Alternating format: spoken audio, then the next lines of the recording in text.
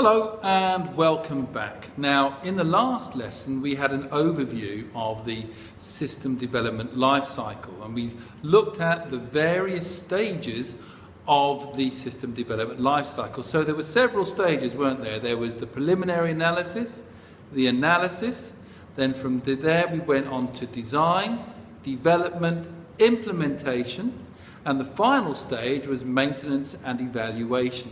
And those steps were sequential.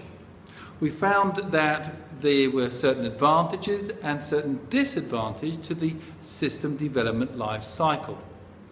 The point was that each of those stages could have a specific deadline, specific resources given to them, things could be scheduled, and essentially it was a well-planned and well-organised approach. The downside, however, was that there wasn't much chance for any revision. So if a mistake was made, say, in the analysis or the design phase, it was very hard to go back and make any changes. So we're going to look in a little bit more detail over the next few videos about what each stage is involved.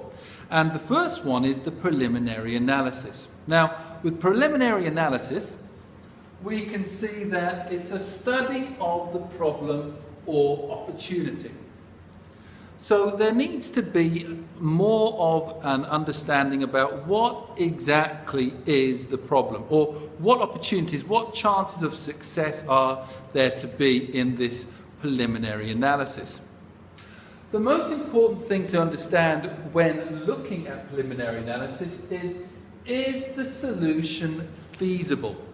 Is it worth doing? It might well be able to be done, but is it worth our while? Because we don't want to go into a whole project and be able to spend lots of resources and lots of time on something if it's not going to give the company or the organisation some tangible benefit, and probably significant benefits as well. So the purpose of the preliminary analysis stage is to see if the solution is a feasible one. Now, to be able to do that, they put in a feasibility study. And a feasibility study is using specific questions or a series of questions to come to that answer, either a yes or a no answer.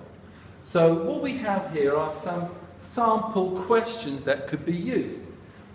Does it help the business? So let's say there's a solution to the business.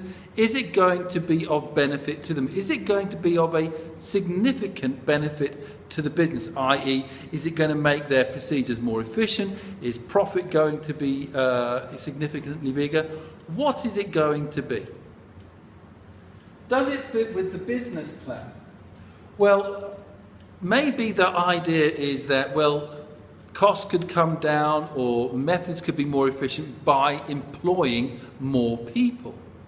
But the business plan is saying, no, we want more automation. So although the solution of having more people may be a solution, it's not the solution the business plan wants. So they would have to throw that idea out. So does it fit with the business plan? How involved is the solution? Well, the solution might involve one or two people, or it could be that it would affect all aspects of an organisation, all aspects and all departments within a firm. Maybe that's too involved. Maybe it's going to involve too many people. Maybe it's going to cause too much upheaval, in which case it might not be feasible. Cost benefit. Well, that's what your CEO is going to be asking. Because at the end of the day, it's going to come down to cost. It may be a solution, it may be even a good solution, but if the cost is too high, then it's not going to be worth it. And maybe the employer is going to say, look, we'll live with this current state. Okay, it's not perfect, but the amount of effort and time and cost to improve it is not worth our while. So therefore, that feasibility study would say, no, we're not going to go ahead. The culmination of a feasibility study is two things.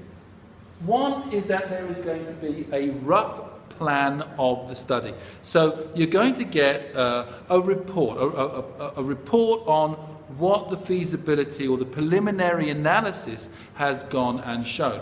What solutions there were, what pros, what cons there were, and eventually what decision was made. The report for further action is simply going to be stating, well, where do we go from here? How can we proceed if we decide to go ahead? So preliminary analysis is looking at the problem and deciding if the solution is worthwhile to proceed. Thank you very much.